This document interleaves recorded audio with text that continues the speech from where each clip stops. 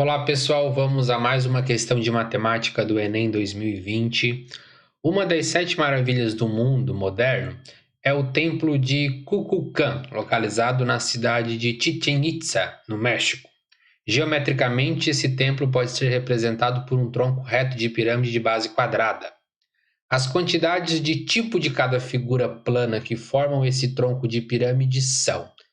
Esse é um exercício que você não pode perder muito tempo, porque é um exercício apenas de observação e de abstração do objeto, né, que é o tronco de pirâmide, e observar então que figuras planas formam ele, né, as suas laterais, a sua base e assim por diante. Então, rapidamente eu vou explicar aqui, nada muito formal, tá, pessoal, para a gente não perder tanto tempo aqui, não é o objetivo quando você está resolvendo uma prova do Enem, né? Pirâmide, né? Então eu coloquei essas 3 figuras aqui em cima. Então, pirâmide é esse tipo de figura, né? Que possui uma base, né? E a base pode ser um triângulo, pode ser um hexágono, pode ser um quadrilátero. As suas laterais são formadas obrigatoriamente por triângulos, né? E os vértices desse triângulo culminam num vértice da pirâmide, que é essa pontinha da pirâmide. Então, basicamente, uma pirâmide é isso. Nós temos uma base, né, laterais triangulares, que culminam, então, num vértice.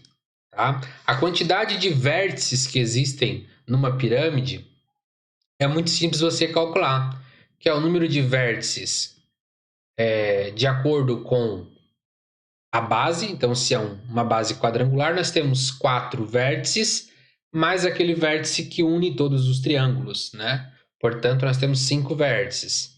Se é uma pirâmide de base triangular, nós temos então 4 vértices, os 3 da base, mais aquele vértice de cima que une as laterais triangulares. Então, basicamente é isso. Uma pirâmide é uma estrutura muito simples, né? E, especialmente nós temos uma, né, que é de base triangular. Se formada por triângulos equiláteros, né, ela recebe o nome de tetraedro, tá bom? Não vamos entrar nessas nomenclaturas aqui, mas é uma exceção que nós temos, tá? Mas não deixa de ser uma pirâmide, certo? Então, pirâmide é isso. Tem uma base, faces triangulares, e esse vértice aqui que junta essas laterais triangulares. Depois, nós temos pirâmides que possuem 2 classificações. Elas são retas ou oblíquas. Então, retas é quando esse vértice que junta, né, as faces laterais coincide exatamente com o ponto o centro da figura da base. Então, se aqui eu tenho o hexágono, o centro desse hexágono ele está exatamente na mesma altura daquele vértice lá em cima. Então, se você traçar uma reta, uma projeção de reta, ela será perpendicular a essa base, ao centro, né? Exatamente no centro. Outros casos que não são retos são os oblíquos, né? Em que esse vértice ele foge dessa reta central que nós inventamos aqui anteriormente. Então, quando há um deslocamento desse vértice, que essa pirâmide fica um pouquinho tortinha, né? Um pouco deslocada, ela é chamada de oblíqua, certo? Então, essas são as 2 classificações. E o mais importante é o tronco. Né? Quando que deixa de ser uma pirâmide completa e vira um tronco? Quando ela perde essa chapuleta em cima, né? Então, quando você pega uma faquinha, vai lá e tira o topo da pirâmide, tira, né, aquele vértice bonitão lá de cima, já vira um tronco de pirâmide, né? Lembrando que sempre tem que estar paralelo à base, né? Então, você não vai ter um corte transversal, tá? Um tronco sempre vai ser esse corte paralelo à base. Então, aqui está exatamente o templo que nós temos que estudar. Uma pirâmide de base quadrangular. Por que eu sei que é quadrangular? Porque isso aqui é um quadrado, tá?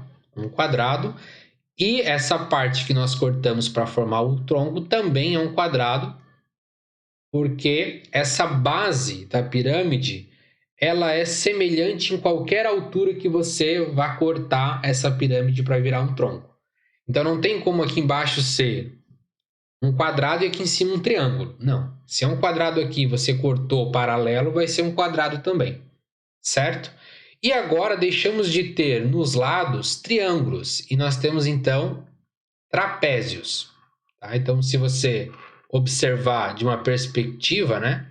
Você tem uma lateral que era um triângulo, você cortou essa parte aqui, agora virou um trapézio. E não é qualquer trapézio, né? É um trapézio isósceles, porque essas laterais aqui possuem o mesmo comprimento, né? Os ângulos entre eles são o mesmo. Diferente do trapézio retângulo, né? Que é esse aqui famoso que nós conhecemos, né? Esses lados aqui são distintos. Portanto, trapézio retângulo. E porque também tem um ângulo reto aqui, né? Então, esse aqui é um trapézio isósceles. Então, se a gente planificasse, né? Abrisse essa pirâmide, nós teríamos mais ou menos essa figura aqui, ó. Deixa eu ousar desenhar para vocês aqui. A nossa base, certo? Aqui, as laterais que viraram agora trapézios. E esses trapézios aqui são iguais, tá? Eu estou desenhando diferente aqui porque eu careço de estilo no desenho, mas basicamente é isso daqui. E você pode colocar em uma dessas pontas do trapézio aqui o quadradinho menor, que é aquele topo que você cortou. Então, um tronco de pirâmide de base quadrangular possui dois quadrados, que é o quadrado da base maior e o quadrado da base menor, podemos dizer assim, naquele topo, né?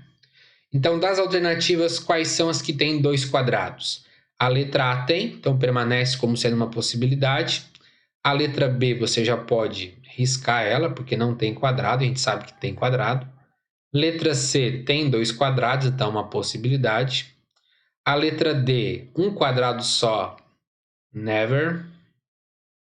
Letra E, dois retângulos. Olha, aqui muito cuidado, né? Porque um quadrado também é um retângulo. Tá? Dois retângulos e dois quadrados. Mas aqui já lascou, né? Porque nós teríamos que ter mais dois quadrados, por exemplo. Então, já risca aqui. Todo quadrado é um retângulo, mas nem todo retângulo é um quadrado, né? Você tem que tomar cuidado disso. Um quadrado é um retângulo porque possui os seus ângulos retos, né? Mas nem todo retângulo é um quadrado, porque um retângulo, para ser quadrado, ele precisa ter obrigatoriamente, né, os quatro lados iguais. E um retângulo, às vezes, não pode ter os quatro. Às vezes não tem os quatro lados iguais, né? E quando tem os quatro lados iguais e ângulos retos, nós chamamos de quadrados. Bom, tem dois quadrados, então sobrou a letra A e a letra C. Letra A, quatro retângulos? Não, porque as figuras que estão na adjacência dessa base são trapézios, como eu falei para vocês, e trapézios isósceles. Portanto, já eliminamos a letra A. Então, a letra A correta. Sobrou qual? Letra C, de certa, né? Dois quadrados e quatro trapézios isósceles. Muito bem. Os quatro trapézios isósceles aparecem aqui. 1, 2, 3 e 4, além dos dois quadrados, né? O quadrado da base e o quadrado menor do topo. E com isso finalizamos este exercício.